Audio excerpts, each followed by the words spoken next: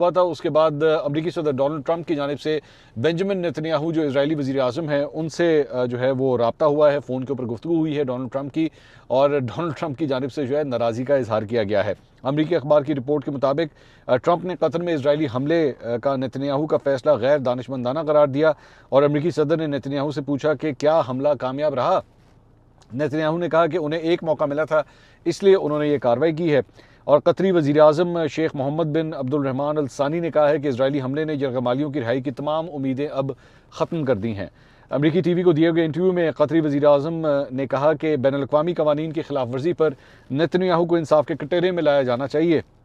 उन्होंने कहा कि इजरायली हमले ने यरगमालियों की रिहाई की तमाम उम्मीदें ख़त्म कर दी हैं और हमास पर इजरायली हमले से यरगमालियों का मुस्तकबिल तारीख हो गया है। कतरी वजारत ख़ारजा ने इजरायली वज़ीर आज़म के कतर में हमास के दफ्तर से मुतल्लिक़ बयानात गैर ज़िम्मेदाराना करार दिए हैं। अच्छा, इंटरेस्टिंग बात यह है कि कतर के हवाले से जो है वो वज़ीर आज़म शहबाज शरीफ जो हैं वो एक पाकिस्तानी वफ़्द के हमरा कतर पहुँच चुके हैं और उस वफ़्द के अंदर जो है वो इसहाक़ डार, ख्वाजा आसिफ, वज़ीर इत्तलात व नशरियात अताउल्लाह तारड़, मावन ख़ुसूसी तारिक फ़ातमी, ये तमाम अफराद जो हैं वो वज़ीर आज़म के हमरा कतर पहुँचे हैं। और सरकारी एलामिया के मुताबिक दौरे के दौरान वज़ीर आज़म की कतर के अमीर से जो है वो मुलाकात हुई है और वज़ीर आज़म ने 9 सितंबर को दोहा पर इजरायली हमले की पाकिस्तान की शदीद मज़म्मत करते हुए इसे कतर की खुद मुख्तारी और इलाकाई सालमियत की खुल्म खुला खिलाफ वर्जी करार दिया है। वज़ीर आज़म ने कहा है कि पाकिस्तान की क़यादत और अवाम को बरादर मुल्क कतर के ख़िलाफ़ इस हमले पर सख्त तशवीश है जो कि बैनुल-अक़वामी क़वानीन के मुनाफी है। अच्छा, इंटरेस्टिंग बात यह है कि ज़ाहिर बात है पूरी दुनिया की जानिब से मज़म्मत की गई है और पाकिस्तान ने भी इस फ़ॉरेन पॉलिसी के हवाले से अपनी स्टेटेड पोजीशन जो है वो ज़रूर वाज़े की है।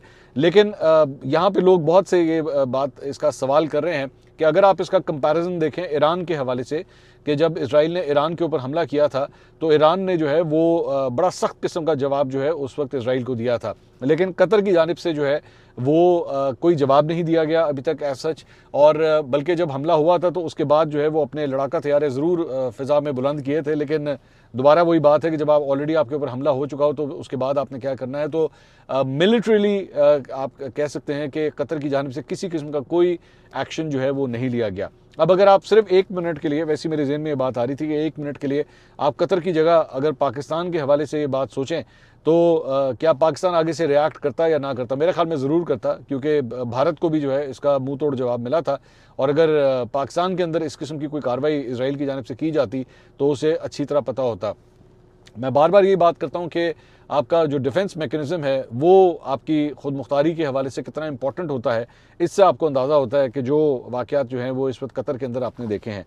बहरहाल सिर्फ कंडमनेशन हो रही है, मजम्मत हो रही है डोनाल्ड ट्रंप की जानिब से भी जो है वो जिसे कहते हैं ना गोंगलों के ऊपर से मिट्टी झाड़ना, ये बेसिकली वो वाली सूरत हाल हुई है कि हाँ जी फ़ोन करके कहा और देखें जी आपने बहुत गलत किया, आपको ऐसा नहीं करना चाहिए था। और डोनाल्ड ट्रंप ने आगे से वो भी पूछ रहा है कि जी कामयाब हुआ आपका ये हमला जो है वो कामयाब हुआ या नहीं हुआ। बहरहाल मतलब बड़ी मज़े का खेज़ किस्म की बात है, कोई एक्शन नहीं हो रहा। इसराइल जो है वो बिल्कुल एक बदमाश की तरह जो है वो जवाब दे रहा है कि जी मैं करूँगा, मेरी जो मर्ज़ी मैं करूँगा, मैं आप मुझे कोई जो है वो नहीं रोक सकता, मैंने जहाँ कार्रवाई करनी होगी मैं वहीं पे जाके उसे हिट करूँगा। इसके साथ साथ अलबत्ता एक और जो कार्रवाई होने जा रही है वो है जनाब अरब इस्लामी सरबराही इजलास जो है वो तलब किया जा रहा है और इजलास जो है इतवार और पीर को कतरी दारुल-हुकूमत दोहा में मुनक़्क़िद होगा और इसके अंदर भी जो है वो तमाम इस्लामी ममालिक जो हैं वो इकट्ठे होंगे और बैठ के इसे डिस्कस करेंगे कि जनाब देखें इसराइल ने कितनी ज़्यादती की है। कतरी हुकाम ने कहा है कि जी वो दोहा में इसराइली हमले के बाद ताहाल 2 लापता अफराद की तलाश और हलाक होने वालों की बाकियात से उनकी शनाख्त करने की कोशिश कर रहे हैं। अल जज़ीरा के मुताबिक इसराइल ने पिछले 72 घंटों में फ़लस्तीन, लबनान, शाम, ट्यूनिस, कतर और यमन के ऊपर जो है वो हमले किए हैं। सिर्फ 72 घंटे के अंदर 1, 2, 3, 4, 5, 6 मुस्लिम ममालिक हैं जनाब, उनके ऊपर हमले किए हैं और अभी तक हमारे यहाँ पे जो है वो सिर्फ मज़म्मतें हो रही हैं या फिर ज़्यादा से ज़्यादा जो है वो नशिस्तें जो है वो प्लान की जा रही हैं, कॉन्फ्रेंसेस और मीटिंग्स जो हैं वो प्लान हो रही हैं। इससे ज़्यादा फ़िलहाल कुछ नहीं हो रहा। उधर इजरायली सदर ने बुध को बरतानिया के वज़ीर आज़म के स्टैमर के साथ जो है वो मुलाकात के बाद कुछ बातें शेयर की हैं। लंदन में कायम बैनुल-अक़वामी उमूर के एक थिंक टैंक में बात करते हुए उन्होंने इस मुलाकात को साफ गो और सख्त करार दिया। उन्होंने कहा कि इत्तेहादियों के दरमियान मुलाकात थी लेकिन ये एक मुश्किल मुलाकात थी। इजरायली सदर ने कहा कि हमले ज़रूरी थे ताकि कुछ लोगों को हटाया जाए जो मुआहदा करने के लिए तैयार नहीं है। तो इधर भी जो है वो कोई ऐसा कोई बड़ी ख़ास कार्रवाई जो है वो नहीं हो रही। इसराइल के हवाले से तो ये सिचुएशन है। अलबत्ता ये मैं आपको बता सकता हूँ कि इस वक्त ये जितने मुख्तलिफ मुस्लिम ममालिक हैं उनके अंदर जो है वो फ़ौजें अलबत्ता उनकी जो है वो हाई अलर्ट हैं, लेकिन वो सिर्फ और सिर्फ डिफेंसिव पोजीशन के अंदर हैं। डिफेंसिव पोजीशन से ज़्यादा जो है अटैकिंग मोड्स के अंदर जो है वो इस वक्त कहीं पे भी कोई फ़ौज ऐसी सच नज़र नहीं आ रही कि वो इसराइल के ऊपर हमला करे या इसराइल के ऊपर जो है वो अटैक करने की बात करे।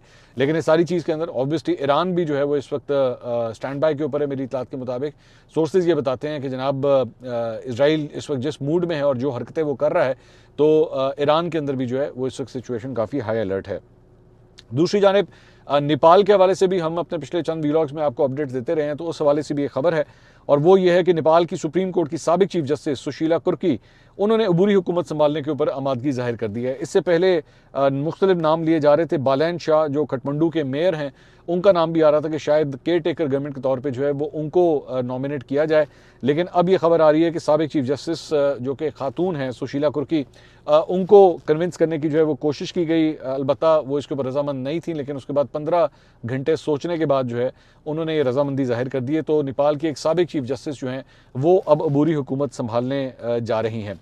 दूसरी खबर यह है कि इस वेबसाइट के मुताबिक, मैं थोड़ा सा इनका बैकग्राउंड, ये जो खातून चीफ जस्टिस हैं इनके बारे में आपको बता दूं कि 11 जुलाई 2016 से 6 जून 2017 तक अप्रॉक्सीमेटली 1 साल वो नेपाल की पहली खातून चीफ जस्टिस रही थी और बड़ा सख्त रवैया इनका उस वक्त होता था। हुकूमत को बड़े आड़े हाथों वो लेती थी और हुकूमत की जानिब से जो है वो उसके बाद इनको हटाने की एक पूरी तहरीक पार्लियामेंट के अंदर जो है वो जमा करवाई गई थी और उनके ऊपर ये उस वक्त की हुकूमत ने इल्ज़ाम लगाया था कि जी ये हुकूमती मामलात के अंदर दखल अंदाजी कर रही हैं, तो इसलिए उनको हटाया जाए और अल्टीमेटली उसके बाद उनको उनके ओहदे से मुअत्तल कर दिया गया था। लेकिन अवाम के अंदर जो है वो ये बहुत मकबूल हुई थी अपने उन अहकामात की वजह से, अपने रवैये की वजह से और जिस तरीके से वो सुप्रीम कोर्ट को रन कर रही थी, तो अवाम में उनकी बड़ी मकबूलियत थी।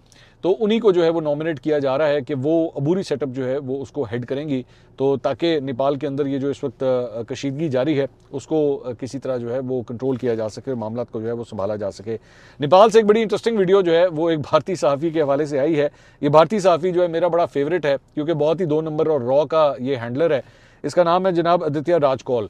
आदित्य राजकौल जो है वो पाकिस्तान और इंडिया की जब जंग हुई थी, थोड़ा सा मैं आपको सिर्फ इसका बैकग्राउंड बता दूं, तो उस वक्त इसने बेसिकली, आपको याद होगा कि एक बड़ा एक फेक किस्म का लेटर जो है वो इसने जारी किया था और उस लेटर के बेवकूफ़ी इतनी थी, 2 नंबरी इतनी थी कि नीचे जाके जो है वो पाकिस्तान के हवाले से लिखते हुए इसने उस शख्स के हवाले से लिखा था कि जी वहाँ पे लिखा हुआ है पाकिस्तान जिंदाबाद। जो लोग मेरे रेगुलर व्यूज़ हैं उनको मेरी वो वीडियो याद होगी, बहुत वो वायरल हुई थी उस वीडियो, पाकिस्तान जिंदाबाद लिख दिया था। तो उसी से पता लग रहा था कि ये फेक है।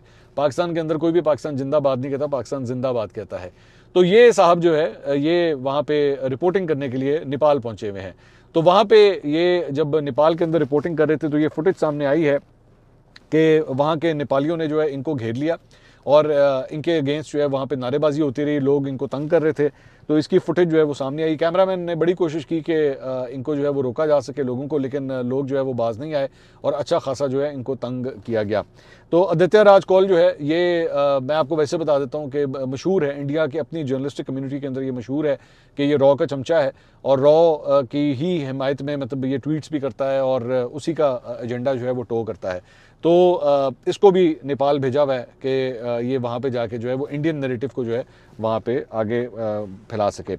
एक बड़ा अफसोसनाक वाक़या पेश आया है, वो मैं शेयर करना चाहूँगा। चाहत फ़तेह अली ख़ान, चाहत फ़तेह अली ख़ान के हवाले से जो है वो काफ़ी हद तक आप जानते होंगे कि वो कौन है।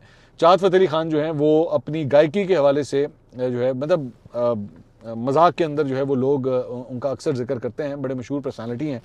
तो उनके साथ एक बड़ा अफसोसनाक वाक़या पेश आया जहाँ पे लंदन में जो है वो उनके ऊपर नामालूम अफराद की जानिब से अंडों से हमला किया गया, उनके सर के ऊपर जो है वो अंडा मारा गया और इसकी जो है वो वीडियो फुटेज भी जो है बनी है। अब मेरा चाहत फ़तेह अली ख़ान जो है वो मैं कभी भी उनको मैंने डिस्कस नहीं किया। देखिए मेरी नज़र में आपको अगर उनकी गायकी नहीं पसंद, आपको उनका गाना नहीं पसंद, आपको उनका रवैया नहीं पसंद, उनकी शख्सियत से आपको कोई प्रॉब्लम है, तो कीप इट योरसेल्फ। ये बड़ी ही घटिया हरकत होती है कि किसी के ऊपर जो है किसी की इस तरह तज़हीक की जाए, उसके ऊपर इस तरह हमला किया जाए, आप उसको बेसिकली डिग्रेड करने की कोशिश करें, डिफेम करने की कोशिश करें। मैं कभी भी इस किस्म के रवैये को कभी भी सपोर्ट नहीं करता। मेरे चैनल के ऊपर जो है हमेशा जब भी किसी की इस तरह की तज़हीक की जाती है, आई ऑलवेज कंडेम इट।